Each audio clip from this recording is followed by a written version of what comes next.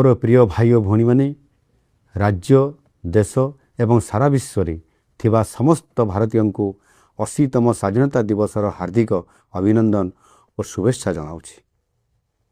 80 वर्ष तले आजिर दिन में आम उपनिवेशवाद मुक्ति पाई स्वाधीन भारत रे निश्वास नहीं।